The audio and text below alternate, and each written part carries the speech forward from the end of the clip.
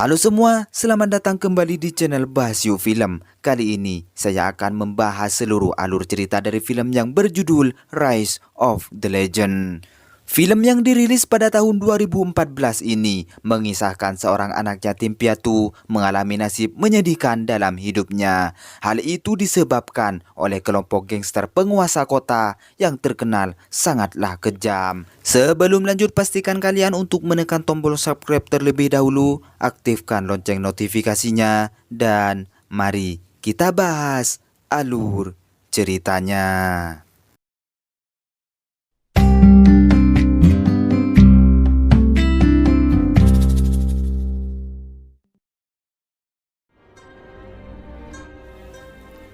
Bertempat di kota pelabuhan Guangzhou, China, kisah diawali dengan adanya dua gangster pemberontak terkuat di daerah tersebut.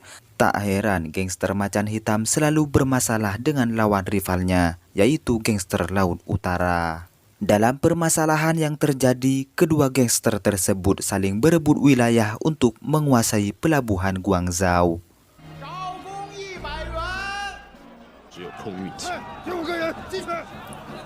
Untuk menjalankan bisnisnya, gangster macan hitam dikendalikan oleh tiga kelompok orang terkuat. Yang pertama adalah Iblis Utara yang mengatur ratusan pekerja paksa. Sementara kelompok kedua dijalankan oleh Gagak Hitam. Ia pun bertugas untuk mengatur bisnis kasino dan juga perjudian. Dan untuk kelompok yang ketiga dijalankan oleh Ular Tua, di mana ia ditugaskan agar mengatur perbudakan yang akan dijadikan sebagai pelacur di kota tersebut.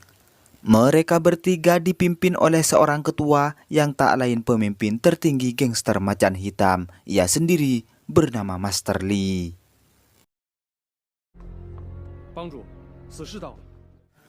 Kemudian kita dialihkan dengan sekelompok pemuda yang berniat ingin mengisi kekosongan sebagai pemimpin kelompok keempat di lingkungan gangster macan hitam. Pada saat itu, seorang di antara mereka yang bernama Fei Hung ditemani oleh saudaranya yang bernama Wong Lu.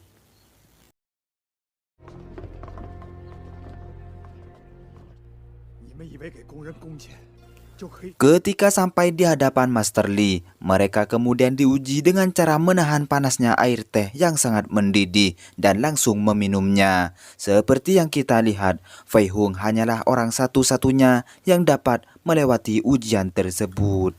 Pada saat itu juga Master Lee kemudian mengadakan sayembara kepada calon anak buahnya, yang mana ia memerintahkan untuk membawa potongan kepala musuh rivalnya yang tak lain adalah pemimpin gangster Laut Utara.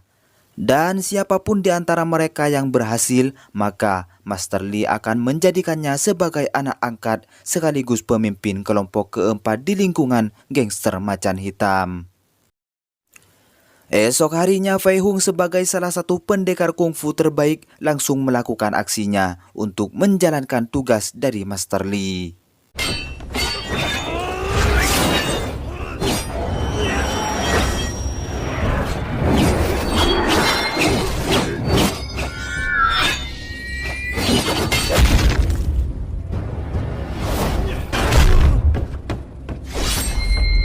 Setelah Fei Hung berhasil mendapatkan potongan kepala pemimpin gangster tersebut, Fei Hung kemudian berusaha untuk melarikan diri. Namun pada saat itu juga, Fei Hung harus menghadapi segerombolan anak buah pemimpin gangster Laut Utara hanya dengan seorang diri.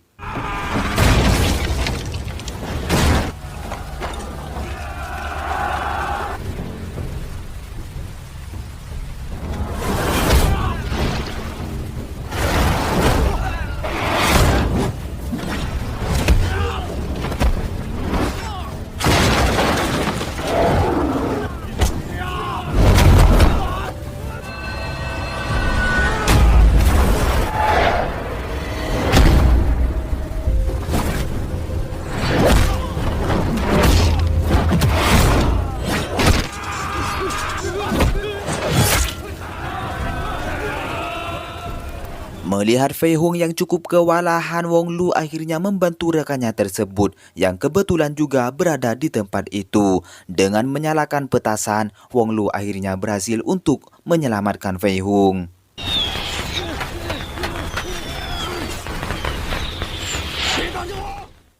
Fei Hung yang memiliki keberanian untuk melakukan misi itu, Master Li kemudian mengangkatnya sebagai ketua kelompok keempat macan hitam, sekaligus menjadikan Fei Hung sebagai anak angkatnya.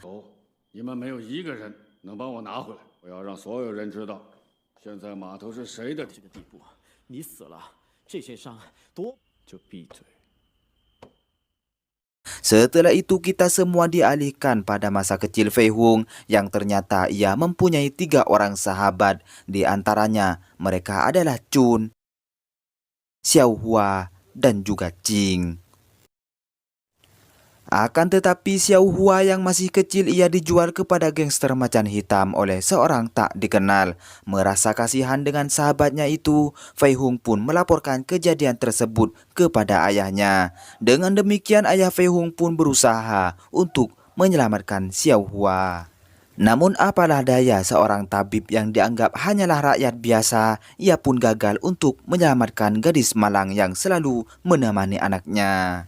Selain berprofesi sebagai tabib, ayah Fei Hung juga suka menolong anak-anak yang terlantar. Hal itu dikarenakan orang tua mereka dijual dan dijadikan budak oleh gangster macan hitam. Tapi sayangnya dalam beberapa hari kemudian ayah Fei Hung harus meninggal dunia setelah beberapa orang dari gangster macan hitam membakar rumah klinik miliknya. Ayah Fei Hung pun yang masih berada di dalam klinik tersebut tidak sempat untuk menyelamatkan diri. Dengan kematian ayahnya, Fei Hung yang ditemani rekannya berniat ingin membalaskan dendam kepada gangster macan hitam.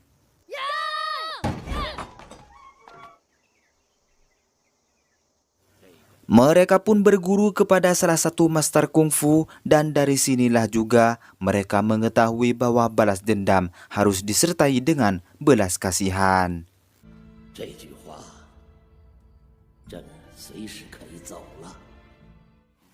Kembali ke markas gangster macan hitam, di mana Master Li menggantung kepala pemimpin gangster Laut Utara tepat di depan markas mereka. Hal itu membuat putra pemimpin gangster Laut Utara sangat marah, yang kemudian ia berjanji untuk membalaskan dendam kepada musuh bebuyutannya tersebut. Fei Hung yang telah resmi menjabat sebagai pemimpin keempat macan hitam, seseorang di sana memberikan sebuah tato macan kepada Fei Hung. Tak hanya itu, ia pun mendapatkan informasi bahwa Master Li sebagai pemimpin tertinggi memiliki gudang harta yang sangat besar. Namun tak sembarang orang untuk memasukinya, dikarenakan membutuhkan 2 kunci emas dan perak yang dipegang oleh 2 anak buah Master Li. Mereka adalah ular tua dan gagak hitam. Tak berselang lama Fei Hung kemudian pergi ke sebuah sungai dengan tujuan untuk memancing. Namun pada faktanya ia menemui Jing dengan memberikan informasi sekaligus memulai aksi mereka untuk membalaskan dendam kematian ayahnya kepada gangster macan hitam. 7 hari telah berlalu, Master Li sebagai pemimpin tertinggi macan hitam telah berhasil menguasai sebagian besar wilayah pelabuhan Guangzhou.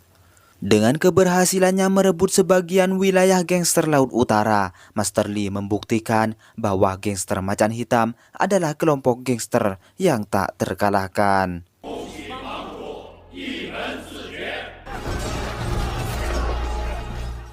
Setelah itu Xin berpindah kepada Jing yang berhasil menjebak ular tua untuk memasuki sebuah desa bermodalkan kerjasama dengan beberapa anak yatim piatu. Jing yang ditemani Chun berhasil menduplikat kunci emas sekaligus membuat ular tua tewas di tempat tersebut.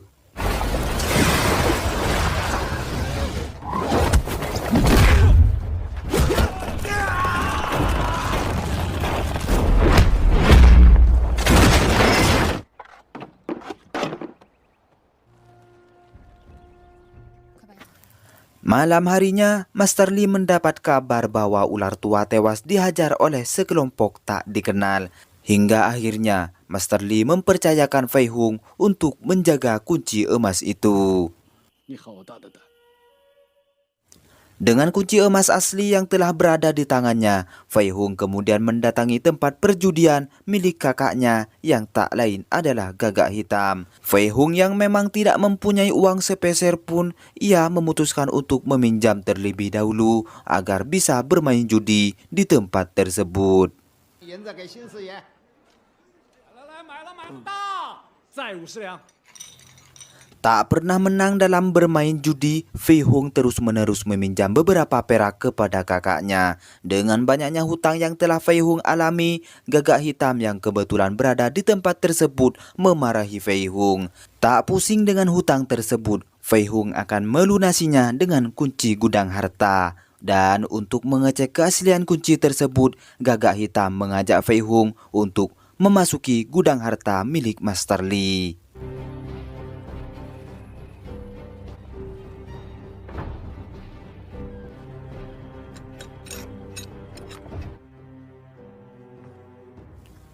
Untuk sekarang ini, Gagak Hitam memang memiliki niat ingin menguasai gudang harta milik Master Li. Dan dengan dua kunci yang saat ini berada di tangannya, Gagak Hitam cukup senang di mana ia mengira akan menjadi orang paling kaya di kota tersebut. Esok harinya Fei Hung secara berhati-hati memberikan informasi kepada Chun mengenai peta gudang harta yang berada di tengah kota Guangzhou. Mereka pun membuat rencana untuk membakar gudang opium terbesar milik Master Li. Dan tak hanya itu, mereka pun juga berencana untuk membunuh Gagak Hitam dengan maksud ingin menduplikat kunci perak yang berada di tangannya. Singkat cerita, pada saat Fei Hung sedang bersama dengan Master Li di markas besar gangster Macan Hitam, mereka akhirnya mendapati beberapa tamu tak diundang. Ia ternyata adalah putra pemimpin gangster Laut Utara yang pada sebelumnya telah berjanji untuk membalaskan dendam kematian ayahnya kepada Fei Hung dan juga Master Li. Dan sebuah pertarungan pun pecah saat itu juga.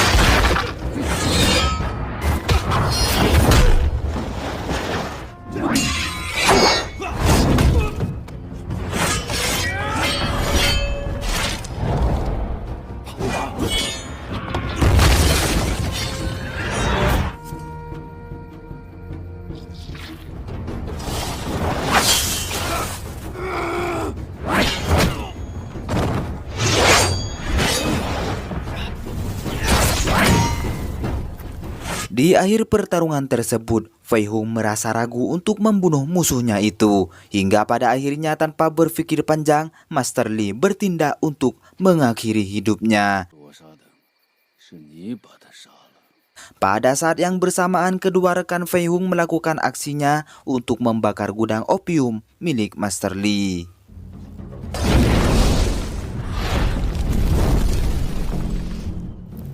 Pada saat itu juga Ching berhasil ditangkap oleh anak buah Master di saat berusaha untuk melarikan diri.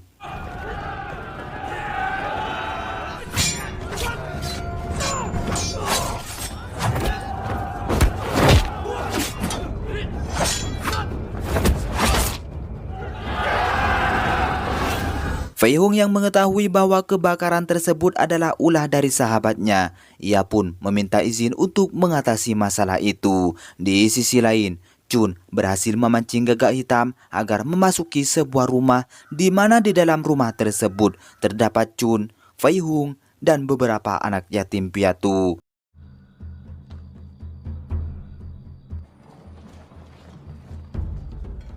Sampai di sini, Gagak Hitam sangat terkejut bahwa semua kericuhan yang terjadi adalah perbuatan Fei Hung. Dan setelah itu, Fei Hung berhasil membunuh Gagak Hitam di rumah tersebut.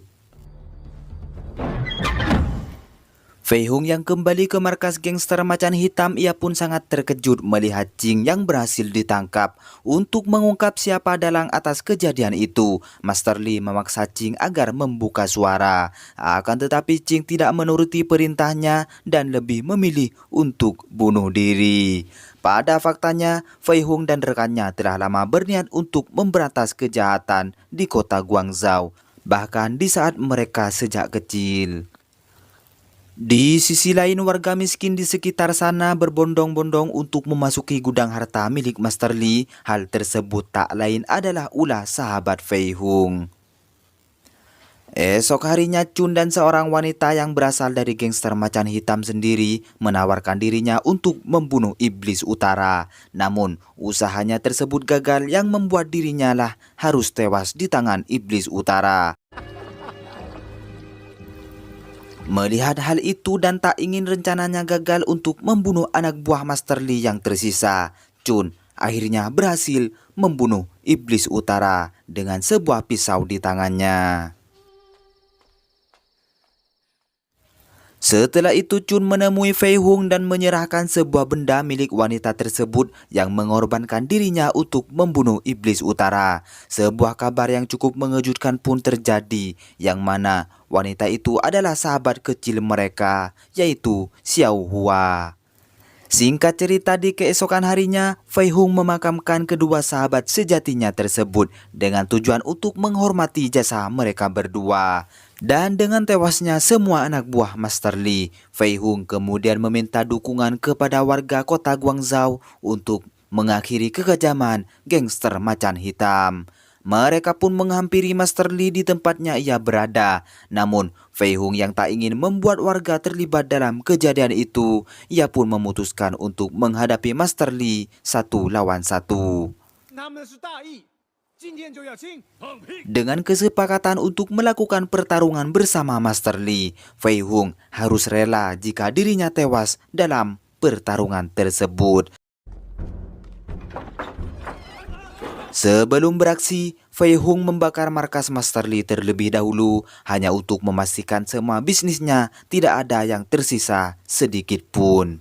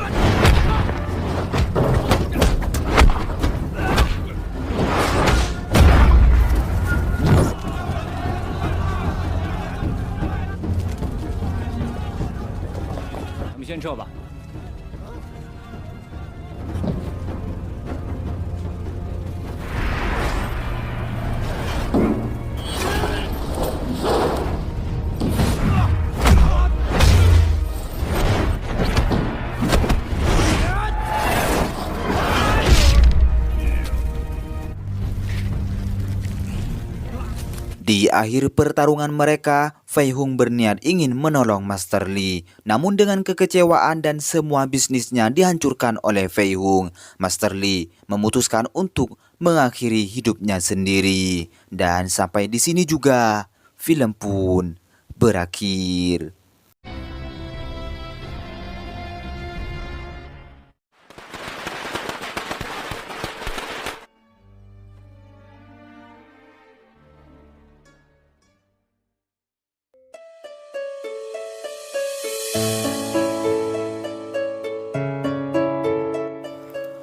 Oke semua, jika ada kesalahan dalam film ini, saya meminta maaf sebesar-besarnya. Dan khusus untuk kalian yang belum subscribe, silahkan subscribe terlebih dahulu. Aktifkan tombol notifikasinya agar kalian tidak ketinggalan alur cerita film selanjutnya.